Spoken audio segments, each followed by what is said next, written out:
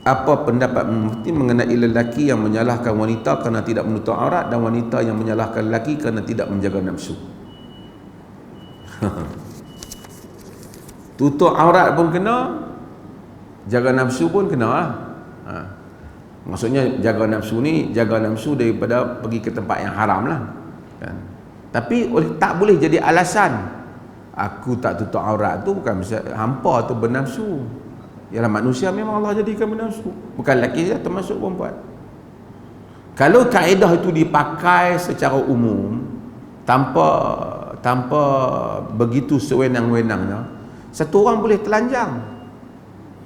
Orang telanjang, hampa nafsu kuat, orang telanjang pun terganggu.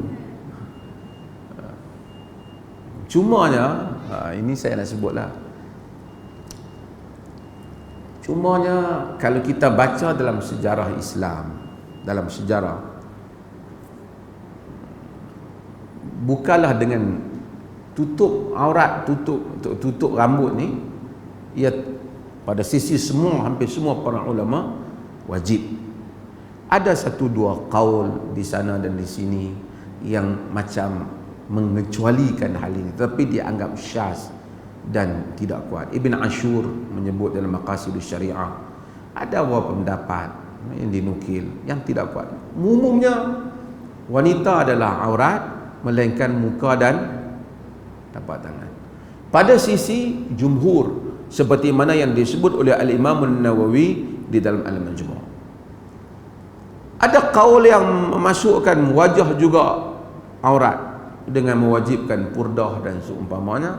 Ini ada pendapat-pendapat yang pada sisi ada pendapat kita dhaif.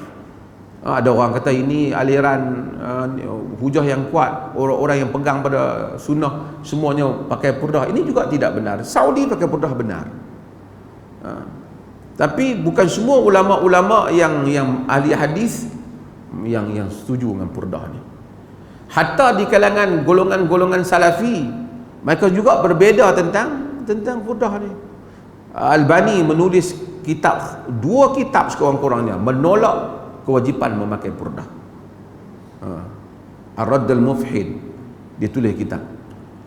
Niqab, kitab dia. Semua dia buktikan dalil-dalil yang banyak wanita tidak wajib menutup wajah.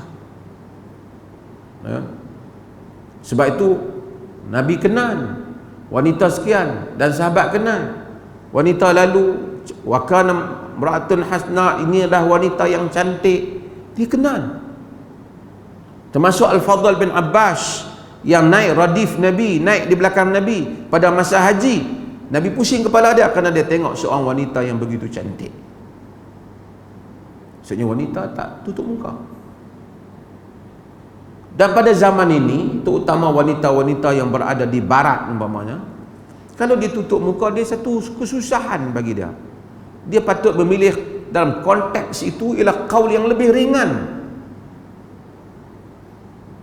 Kerana sekarang orang nak tengok tak tahu siapa sekarang tuan-tuan tutup ni pasal Covid lah kan. Tapi bila nak pergi tak tahu muka dia siapa di sebalik wajah itu. Jadi ini juga ada. Okey. Cuma macam saya sebut tadi, pada zaman dahulu juga kita tengok dalam kitab fiqh, aurat hamba ialah separuh aurat orang merdeka. Jika ikut dalam kitab-kitab mazhab, hatta wanita pun boleh terdedah dadanya jika dia hamba. Dan hamba bukan semua tua, ada yang muda.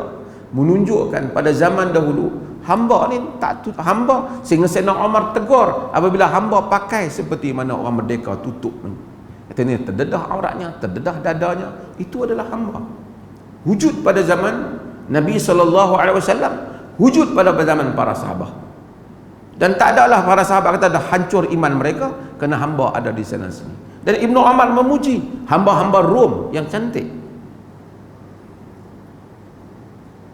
Jadi pemandangan itu ada lah. Tapi kerana aurat hamba dia tidak macam aurat lelaki. Sebab tu tuan-tuan baca dalam kitab fiqh, aurat wanita hamba antara pusat dengan lutut, aurat ini dia. Ada bab kerana hamba ni, ada satu bab khas mengenai mereka.